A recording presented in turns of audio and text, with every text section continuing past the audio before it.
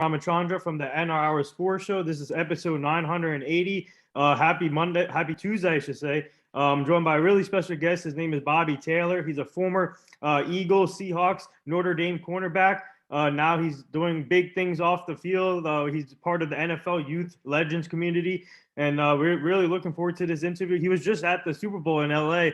Man, I'm sure that was the best experience too. So we'll get to all of that. We are live on iHeartRadio, Spotify, Anchor, and all the podcast platforms. So the fans can tune in and ask questions to Bobby too. So first of all, Bobby, thank you again for coming on the show. It's truly an honor. And how are you and your family doing today? I'm good. How about yourself? Good. I'm good. I'm a little tired, but you know, it comes with the territory. But I'm blessed. Yeah. So let's start with that. What was that like? Going there to the Super Bowl, seeing a lot of stars there, and some of the players you played against or played with. So what was that like? Experience like going to the Super Bowl this year? Well, the Super Bowl it's like a big family reunion. It's a time where, you get to see a lot of guys you played against, your peers. It's just one big melting pot where guys just get to come back, fellowship, talk junk to each other, reminisce on some of our old games, and then obviously cheer on the current guys that are playing in the league, that are carrying it and doing a great job in doing so. Yeah, so we'll talk about the Super Bowl later, but I want to get to your career first.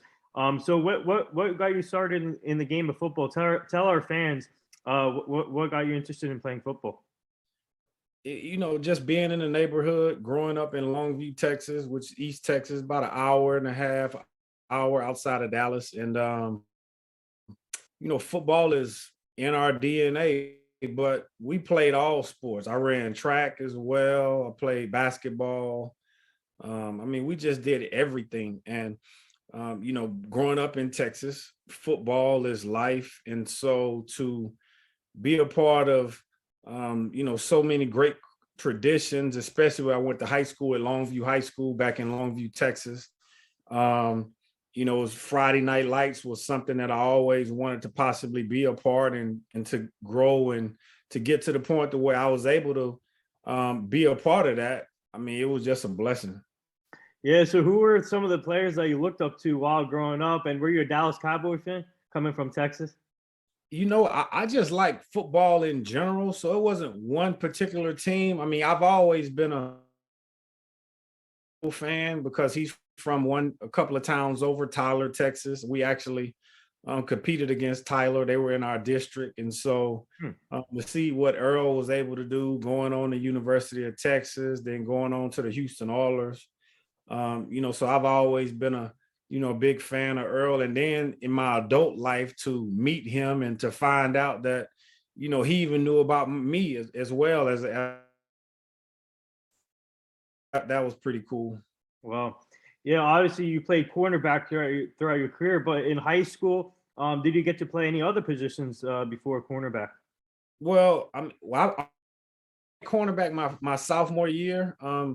So my freshman year, I played freshman ball, and then I was able to be bumped up to varsity when I was in the 10th grade. And, I just wanted to get on the field. And so they were like, we're going to put you at corner. I always thought that naturally with my build that I was a safety, but, my coaches had something else in store for me. And so I trusted them, and I was able to start as a sophomore on our varsity team back in Longview. And my junior and senior year, I actually played safety, and that's what I went to college for. Mm-hmm. Freshman year at Notre Dame, I played safety as well. And we were in our going through spring ball after my freshman season. And Coach Holtz, who was our coach at the time, was like, hey, we want to try you at corner. And I was kind of rebellious.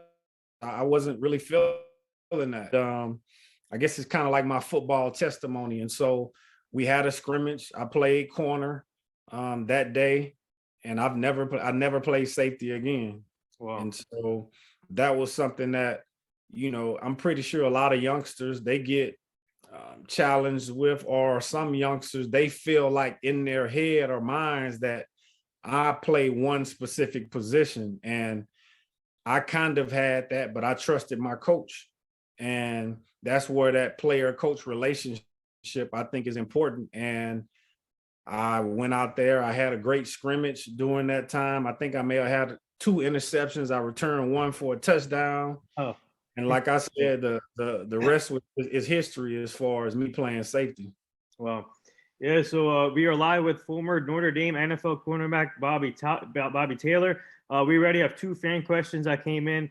One of our fans want to know, what was it like playing underneath Friday night lights in high school football? And another fan wants to know, describe some of your best moments as a high school player.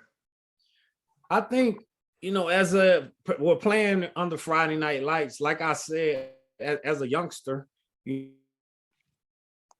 junior high, you would think that when the games came around on Fridays that our city shut down back in Longview. And so, to go out and watch a lot of the great players play, like Chris Fuller, like Kirk Griffin, and just different guys that came through our system, and to one day become one of those guys that probably young kids were looking at. I mean, it was just a true blessing for me to be able to do that and out there and, just try to not only represent my school, my coaches, my teammates, but family and the city as well. And so I took great pride in doing that. And, I still try to, reach back to a lot of those kids back there now. And it was just a great thing for me growing up in East Texas and being able to take part in, such rich tradition. Now, when I think about some of my best memories, they all really came from, I wouldn't say all of them, but majority of them, especially the ones that I can remember, especially getting a little older now. I remember I played with on my high school team that we stay in contact with each other. We may not talk every day, every week, every month, but we're exchanging texts and with social media and things like that. So I think that's very cool to still be able to have relationships with guys that I grew up and played with for such a long time. And, I really cherish those moments, because that's the foundation. I don't go to Notre Dame. I'm not able to, I feel like, be successful in the professional level if I didn't have my roots. And those roots came from growing up playing at Longview High School, going to Foster Middle School, going to Ware Elementary School. And so, like, all of the teachers and coaches and, volunteers and different people that, came into my life, my church back there, Galilee Baptist Church as well. All of those people are part of the village that, helped me become the man that I am today. Wow. Yeah. So now tell us about your Notre Dame, obviously a historic college. And actually, speaking of Notre Dame, last week we had Wes Pritchard on the show, a Notre Dame linebacker. And we also had Mark Edwards. We had Christopher Zorich. So what's it like being part of Notre Dame history? The players I just mentioned, the Golick family went there. You had Jerome Bettis, a part of Notre Dame history. So for you, what was it like wearing that gold helmet, the blue jersey every Saturday throughout your career? Oh, I mean, going to Notre Dame was such a, enriching experience, not only athletically, but academically, socially. I mean, I got a chance to be in a different part of the country, growing up in the South, going to the Midwest, experiencing different types of weather, food, everything. And so, I mean, it was great. I mean, Coach Holtz was our coach, and he not only taught us football, but he taught us how to, carry ourselves and be young men. And, it was an educational process, not just athletically on the field, but just with the rich tradition that Notre Dame has and all of the great players that came before me that was there during my time. For example, I mean, one of my friends and teammates, Bryant, who was a defensive lineman, just got inducted to the NFL Hall of Fame. So to play with someone like that, I played with Jerome Bettis. He's in the Hall of Fame. And after my freshman year, we had, I think, 5 or 6 guys that were drafted in the first round. And, when I went to Notre Dame, it wasn't about I want to go to the league. I just wanted to be able to use my ability and my knowledge from an academic standpoint to have the best of both worlds, academically and athletically. And I felt Notre Dame at the time offered that and still offers that to this day. I know during the time when I was there, most programs weren't on television. They didn't have their own television contract. You can sit down now on Saturdays and watch everyone. And so it was very rare to all of our games to be televised every week. And so to be a part of that, and like I said, it was a big melting pot. We had guys that were from the East Coast, West Coast, Midwest, down South, Florida, California. I mean, it was just a very good atmosphere for me. It allowed me to grow and get some independence as a young man. And, I just cherish all of those moments being at Notre Dame. You didn't play with Wes Pritchard, right? No, I didn't. Oh, okay. Yeah. So, speaking of Bryant Young, let's talk about him. Man, what a great career! And what was it like just being part of in person when he got enshrined to the Hall of Fame in this year's before the Super Bowl? So, what was it like being his teammate, and when did you realize that he could be a Hall of Famer and a star in the NFL? Oh, I mean, on him, just seeing how like physically built that he was. I mean, because in Texas at that time we had a lot of big guys, but when I stepped foot on Notre Dame for my first visit and to see just like how big these guys were, and not only just big, but like how athletically gifted these guys, especially Bryant, because I mean, he would do drills with us. His footwork was incredible. Round by San Francisco, his rookie season, he helped lead them to a Super Bowl championship. And so, I mean, I've just always, had a lot of admiration for BY, not only, how he carried himself on the field, but off the field as well. He's always been a leader by example.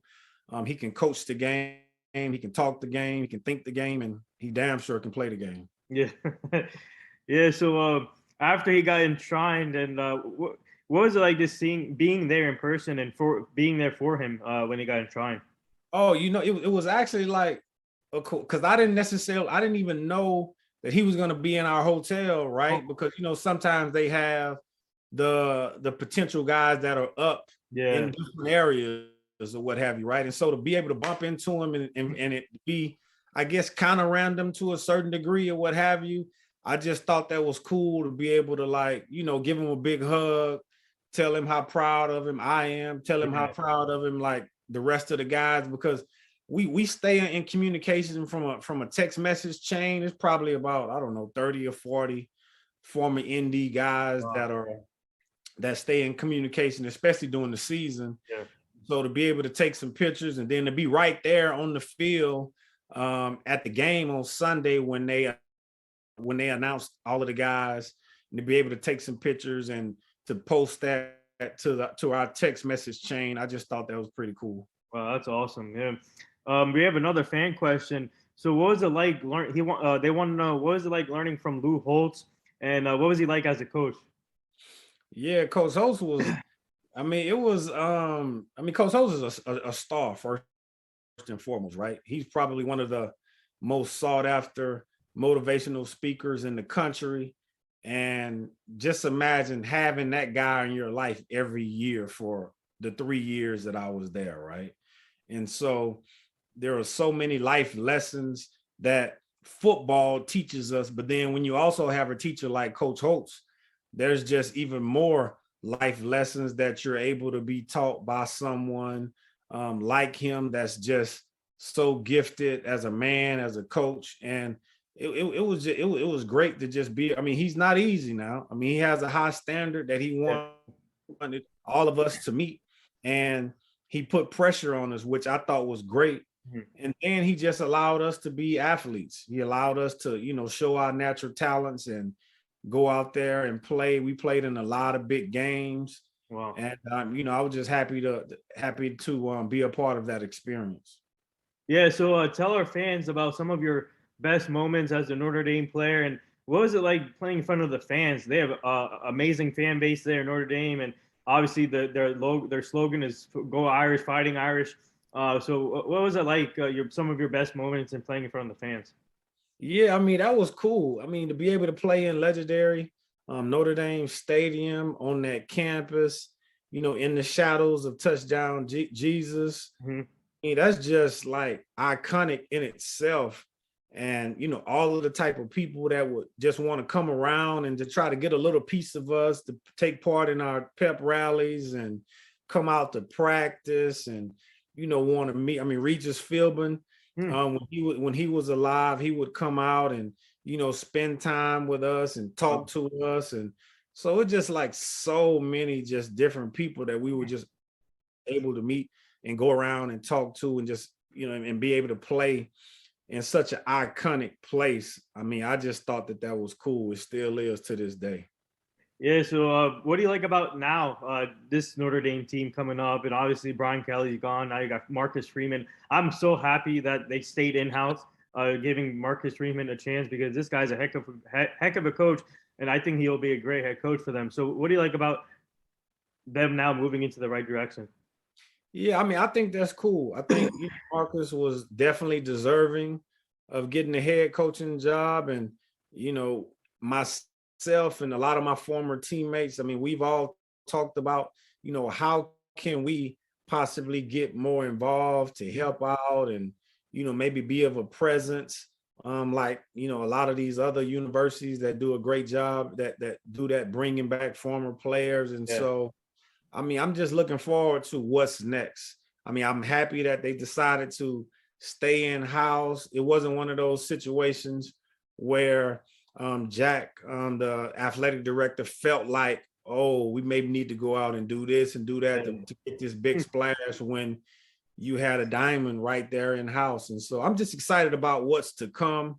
I mean, I know that they're excited and there's a lot of new energy there. And, I just look forward to the Irish being great moving forward as well. Maybe Marcus Freeman should go hire you as a defensive backs coach or a secondary coach. Man, I know how to teach DB.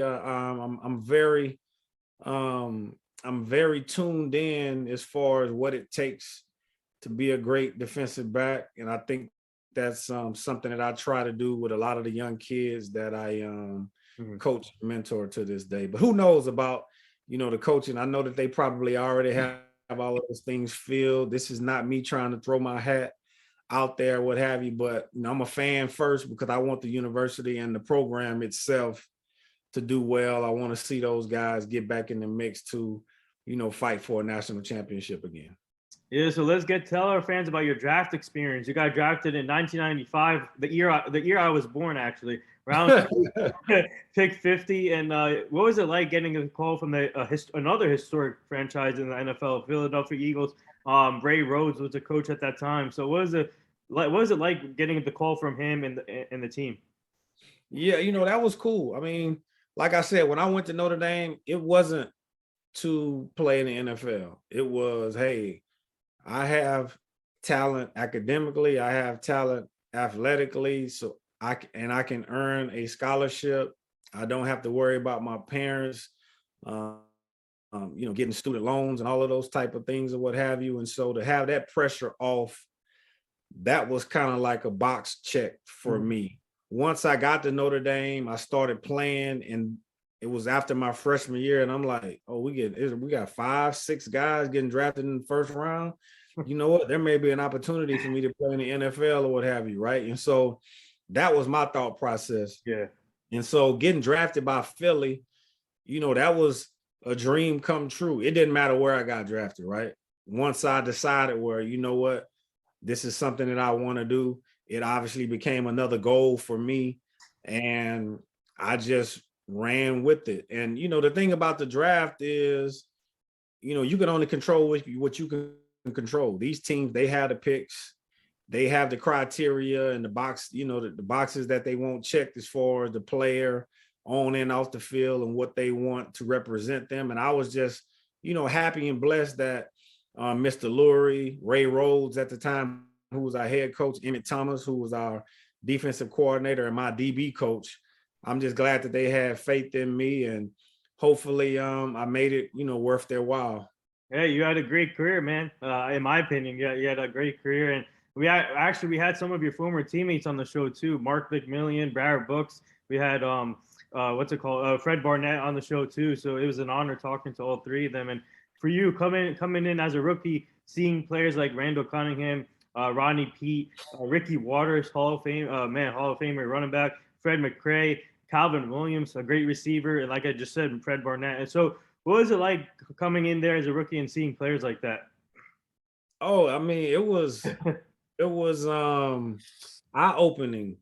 It was eye-opening because when I was a rookie, our three quarterbacks was Randall Cunningham, who's a legend, Rodney Peete, who's a legend, Yeah. and then Ty Detmer, who's a legend, he's from Texas. He won the Heisman Trophy while he was at BYU. And so those are our top three quarterbacks, right? So just imagine as a rookie going against veteran guys like that can get it done, that can throw the ball, that are multi-talented, very smart, all three of those guys. And so, I mean, it was tough for me making that transition, just having to go up against those guys. Then when you add in the receivers, like you just mentioned, Freddie Barnett, we had Ricky Waters. He had just came from San Francisco in free agency after they had won the Super Bowl. And so, I mean, that was, like I said, it was eye-opening, but I had to switch. It was no longer, just a sport. It became a job as well. Right? And so you have to carry yourself as such. Mark McMillan, he took me up under his wing when I was there. And he served as like a big brother to me. We still stay in contact today, and just taught me about how to be a pro, how to practice, how to take care of my body, the nutrition part, how to watch film, like all of those different nuances that a lot of folks don't really know about. They just think about what happens on Sundays or what have you, right? But there's so much that goes into leading up to that day. But like I said, it was a great experience for me. I mean, Philly is, I don't know if you can call it my second home, third home, whatever it is. They always welcome me back with open arms, and it is a big part of who I am as a person and a man today. All right, we have another fan question. One of our fans is a big Eagles fan, so he knows all about Eagles history. So he wants to know, did Mark McMillian give you his barbecue sauce yet? You know what? He hasn't given me his barbecue sauce yet, but I'm definitely gonna get some for sure. I promise you that. We missed each other in Vegas a couple of weeks ago. I missed him at the Super Bowl, but I'll be back in Vegas for the draft coming up in April, and so I'll look forward to getting my barbecue. Plus, I'm from Texas. Barbecue, we have the best barbecue in the world here in Texas. I would say, in my opinion. But so I'm definitely looking forward to getting some of Mark's barbecue sauce. And speaking of Ricky Waters, did you get to catch up with him during the Super Bowl? He was there too. So I saw Rick. Well, I call him. We call him inside. We call him Slick as well. He's cool, on the ball, carry himself.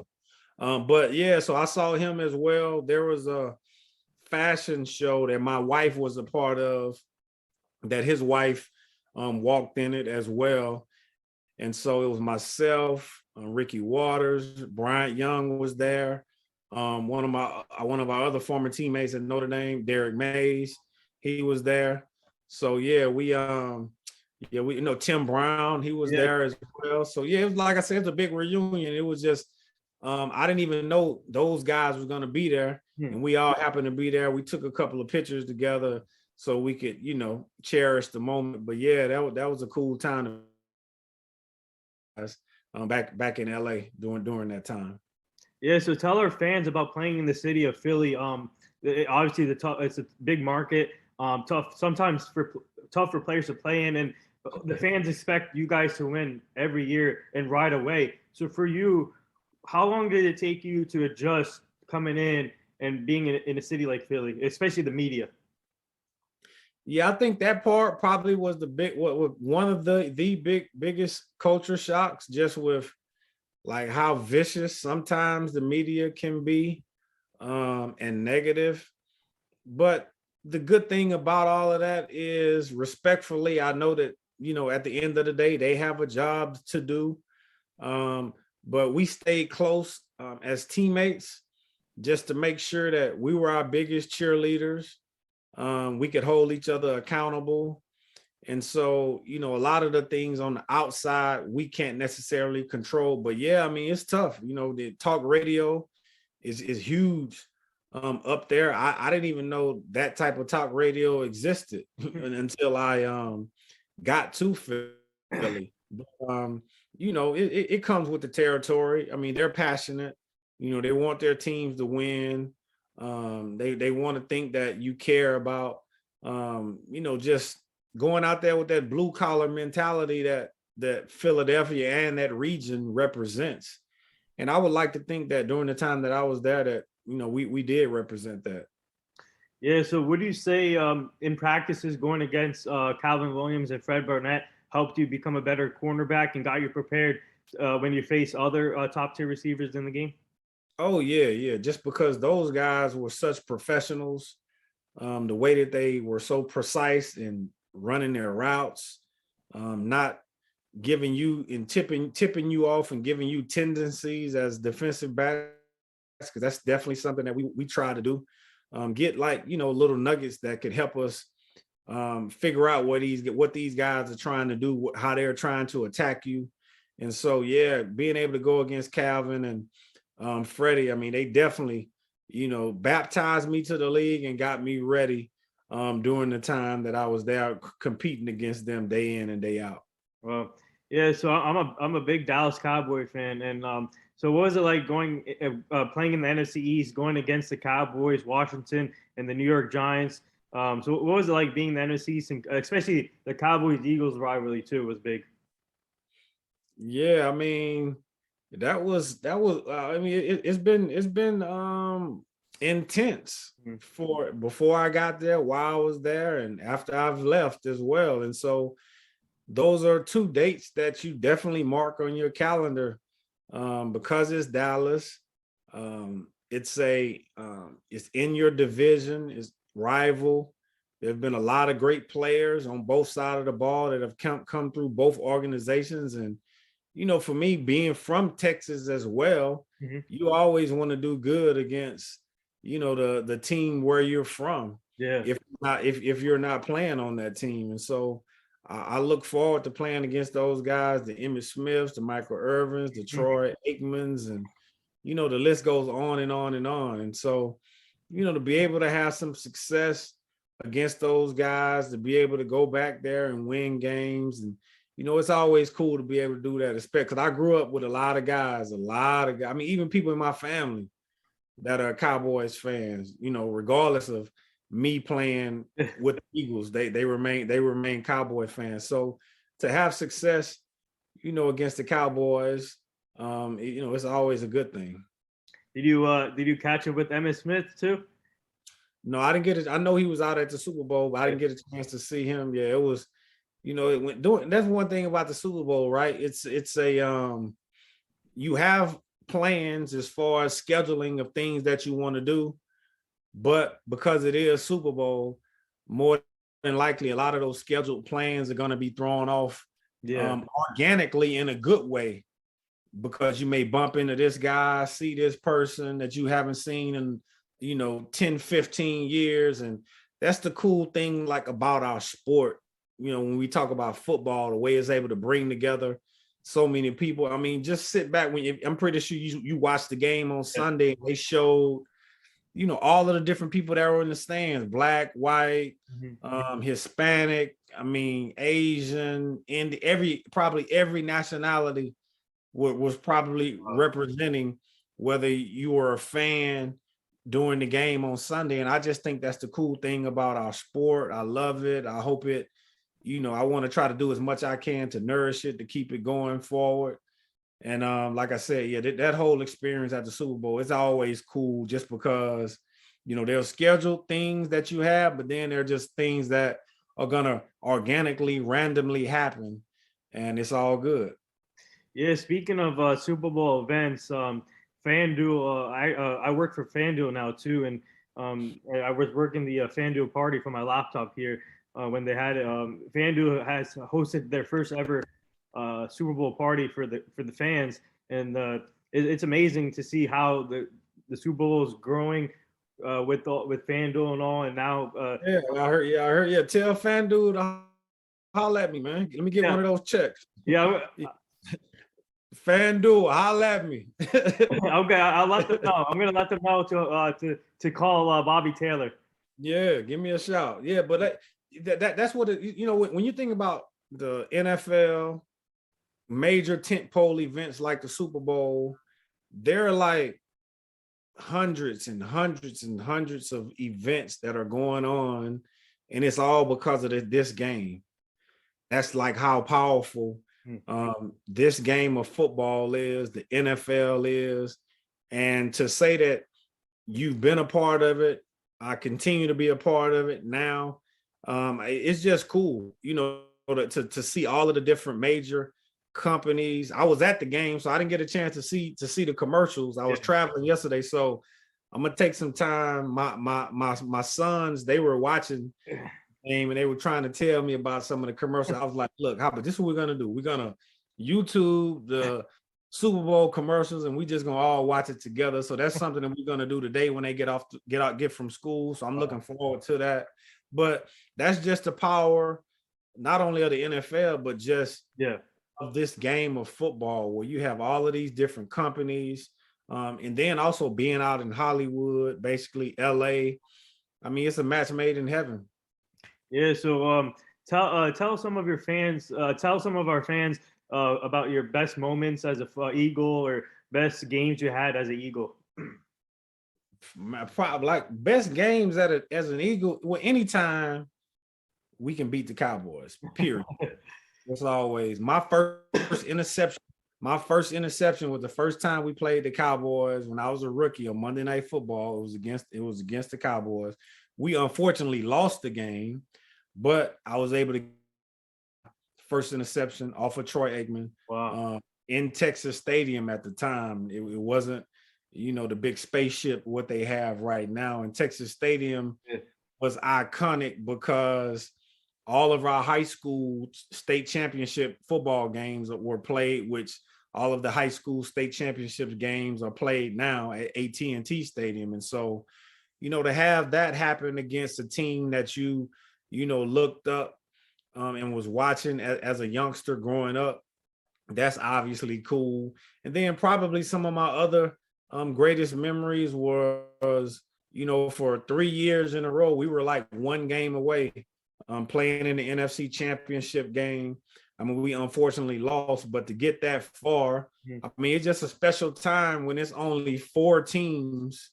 I can imagine how it is on Super Bowl Sunday when it's just 2 teams left, but when it's just 4 teams left out of 32 and you're one of those teams playing, and you know, you have the world watching, you have your peers watching, you know, that's cool as well. So probably those 2 things. Getting my first interception on Monday Night Football back in Texas, and the game was in Texas as well. And then playing in the NFC Championship game 3 years in a row there in Philly. That was cool as well. We have another fan question for you. They want to know, what was your hype music throughout your career? Man, my hype music. Oh man, you making me feel probably something like the Super Bowl halftime show. When you think about Dr. Dre back then, you think about Snoop Dogg back then, probably something from that playlist, you know, and not to cheat Mary J. Blige as well. I'm a Mary J. Blige fan, so you know, probably something from the Chronic album, or Snoop Dogg, was it Doggy Style? His first album that came out, or what have you. Yeah, I know Mary J. Blige. She still got it. She's amazing. She's the GOAT. She's the legend. I love her too, man. She's one of my favorites. Speaking of, did you guys know that 50 Cent was gonna be there? Nah, I didn't know that. I thought, well, it was rumored that there would be a surprise guest. So, I mean, I could see how that played out, but I thought maybe Ice Cube, with him being a West Coast guy. I thought my guess was Ice Cube. Ice Cube was going to be the surprise guest. So no, I didn't think 50 Cent, but I mean that was cool as well because that's a direct, relationship. When you think about Dre and Eminem, then next came 50 Yeah. Cent. So I mean, I just thought it was cool for the culture, cool for hip hop in general. I think they did a great time, and then being inside of the stadium. I mean, I didn't know what it felt like at home, but being inside of the stadium, I mean, it was just everybody was dancing. Yeah. Young folk, Wow. old folk, middle-aged folk, black folk, white folk. I mean, it was just it was one big party. So hey, I mean, they did a good job of choosing the halftime entertainment. I feel sorry for the next group that has to perform next year in Phoenix. Hey, LeBron was dancing too up in there. Yeah, I can see why. I can definitely see why. Yeah, so I want to ask you. Obviously, the NFL is a business, and a lot of players move teams around, go to different teams. So for you, did you ever think to yourself, maybe I could have spent your whole career with one team? And how tough is it for you to leave the Eagles and you went to the Seahawks afterwards?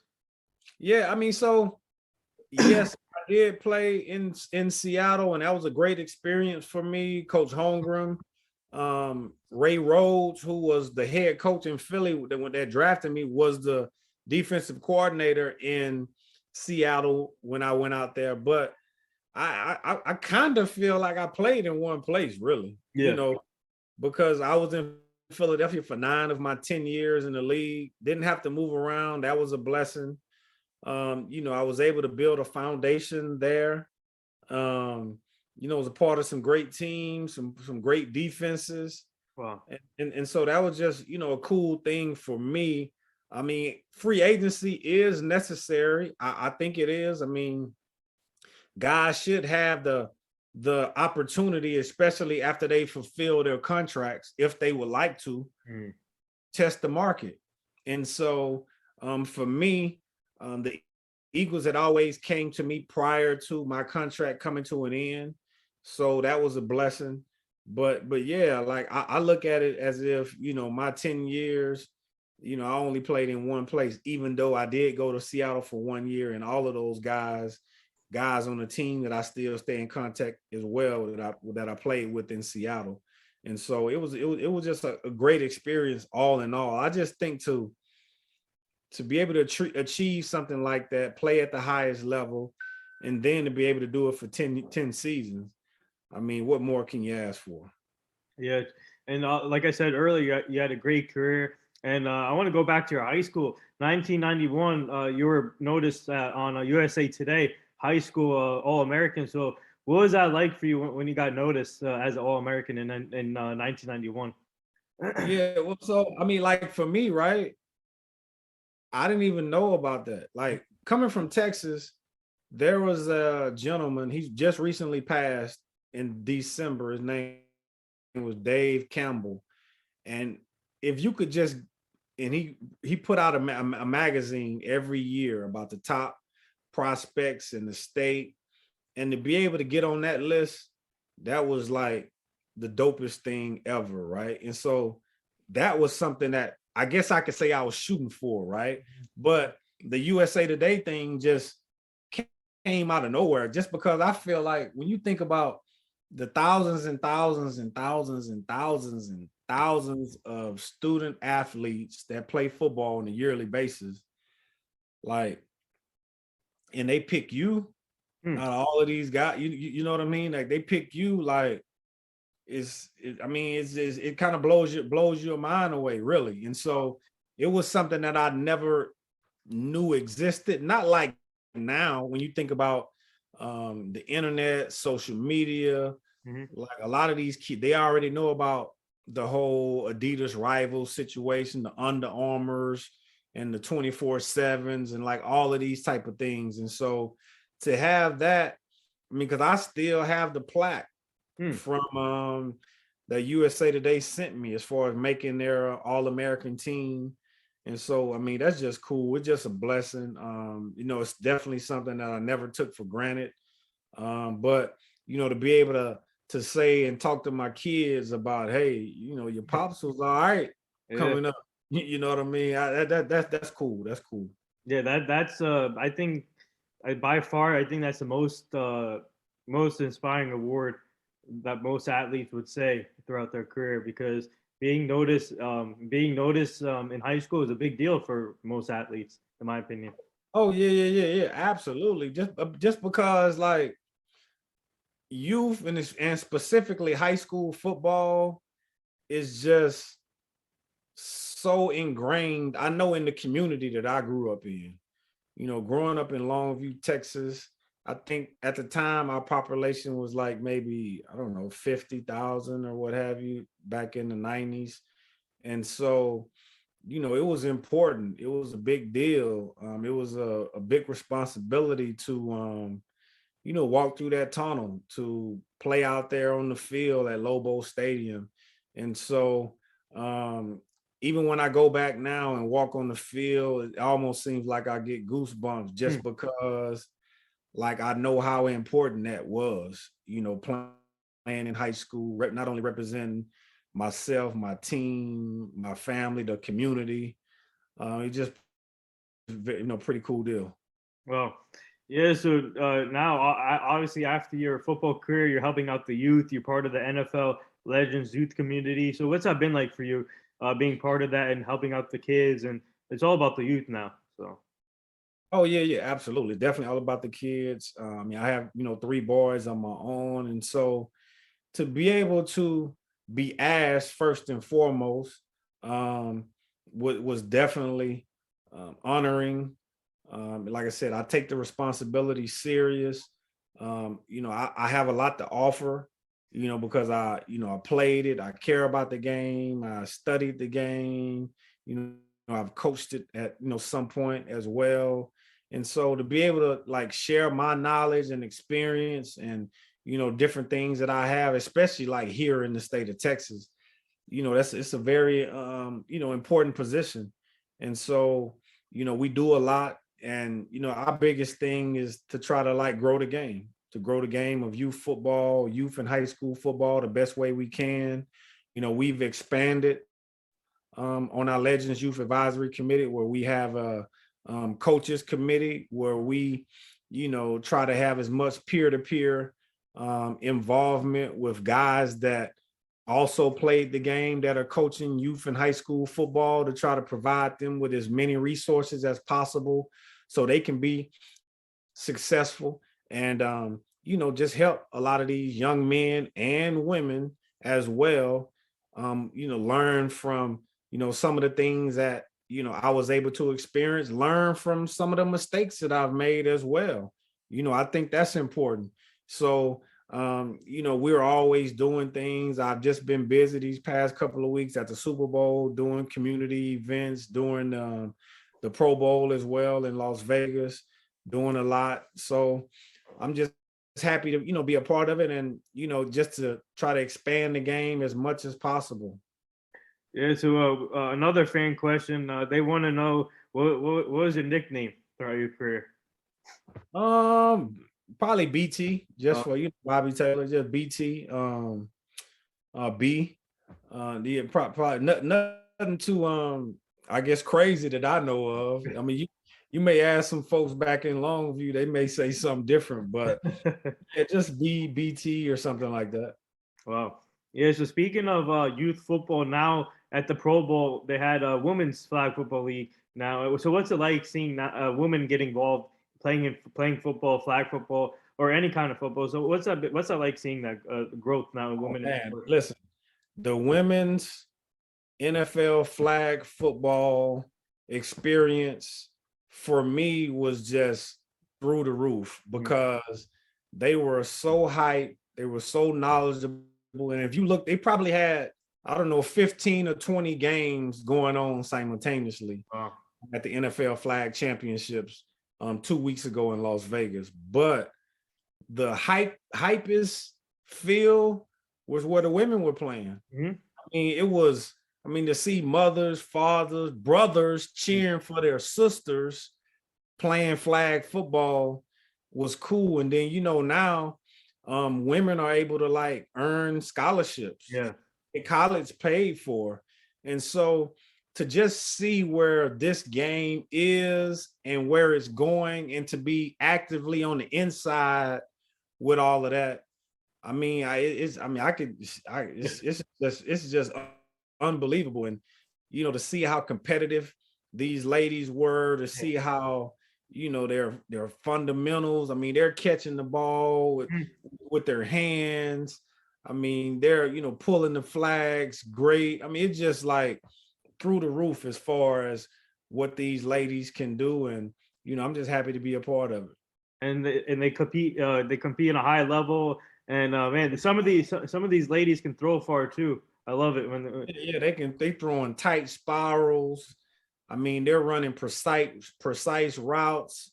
I'm seeing some great footwork from the ladies that are playing defensive back, playing safety, breaking on the ball, like all of the above. Like all of the above, like these ladies are doing great. And actually in the finals, they were able to play on the same field as the Pro Bowlers at Allegiant Stadium Sunday. So to see that happen, there was actually a team from Texas in the finals, and I think a team from Louisiana. The team from Louisiana ended up winning, but I think they all are winners just because they're playing this great game of football. They're helping us get the word out there as far as about NFL flag, and all of the positives that you can get from playing it. Yeah. So what the big question here? What's the scouting report on your three sons? Yeah, so my oldest, he's at Texas A&M right now. Wow. He plays defensive back. So, just to play high school, have a successful high school career, to be a good enough student athlete to get signed to a major SEC school like that, I think that's straight. I have a 9-year-old as well. He's been playing flag football. He just won, well, not just, but last summer. Him and his team, they won their division here locally, and so he's looking to play coming up in the next couple of weeks. Wow. I have a 5-year-old. This will be his first time playing flag, and so I mean it's like a big football field in our house when you see the way that they set up the furniture and tackling each other, and Daddy, let's go throw the ball. So they keep me busy. They keep me on my toes. I have to make sure that I'm in shape, get my stretches on, make sure I'm doing my walks. So I'm able to keep up with my youngsters. But it's fun. It's fun to be able to see your kids like organically be attracted to a game that I played at the highest level, because that's one thing that I've definitely haven't done as far as like trying to force my kids to do or play anything. I just want them to organically find whatever they want to do, right? And luckily for me, football has been one of those things. Yeah, I mean, especially having your son playing the same position as you too in Texas A&M defensive back it must be a great feeling too. Oh yeah, that's cool. I mean, I think more importantly, right, is that, which I've always told him, is like, you just have to carve your own path, right? Unfortunately, there'll be some folks out there trying to compare us, but I mean, we're not competing against each other, right? I'm one of his biggest fans. I want him to be successful, even more successful. Yeah. I want all my kids to be more successful than, I've ever been. I think that's my role as, a father or a coach or advisor or whatever that may be. And so, my thing is for all of them is just, being able to build a good foundation so you can get to whatever level, how hard you work and your own talent takes you. I think that's very important. Yeah, so now let's get to the big game. Obviously, you were there in person, the Super Bowl. What was your thoughts on the overall game? And obviously, the Bengals made a mistake at the end. But so what was the overall thoughts though, being there? You know what I think, man? This probably has been one of the greatest, man, especially playoffs and on through to the Super Bowl ever. When you think about the wild card game, the divisional game, the championships. I mean, they kept you on the edge of your seat. And a lot of times for me, as being a former player, I wouldn't say you get bored, but you sometimes you kind of get disinterested or what have you, right? But man, these playoff games have been bananas. I mean, you look at the ratings, you look at some of the top, what I think it was 40 or so 45, or I think it could be more or less. 45 of the top 50 televised like shows of the year. And 45 of them have been football games. And so, when you have a time where ratings for a lot of shows are down, shows are getting canceled, everybody is coming back to watch football. And so to see that to carry on through the playoffs, and then to be physically in the stadium on Sunday, the excitement. I mean, they had a DJ playing probably an hour before the game. And I'm talking to one of my good friends, Takeo Spikes, and we looking at each other like, man, I wish I could just play one play, right? You know what I mean? But just because of the buildup, I love the fact that the NFL has moved the Pro Bowl being prior, and then there's a 2-week period between basically the championship games and the Super Bowl. So it just gives it that much time to just build up. It's like that roller coaster. You're just going up, going up, going up, going up. And then when Super Bowl Sunday gets, it's like everybody is ready. I mean, I was sitting at breakfast, just talking to so many guys. And man, when I say these are like former players, even some Hall of Famers that was like, man, I can't wait for the game. And so for that to happen, I just think that like our sport is in such a good place, and we have to cherish and protect that as much as possible. But yeah, the game was hype. It came down right to the end. To see a great, all of the great players that were out there playing. I hate to see Odell, have the injury that he had, because I think he probably was off to possibly contending to be the MVP. I look at Aaron Donald, to see him play up close and personal. Me being a defensive player, I would like for him to get the MVP of the game as well. I mean, get a defensive player some love, but it went to Cooper Kupp. It was well deserved. They probably could have cut the trophy up in a couple of pieces, because there were, several guys that were deserving. Then when you look at Cincinnati, it's like, man, these some young studs that should be playing in the league for years to come. So the game is in a good place.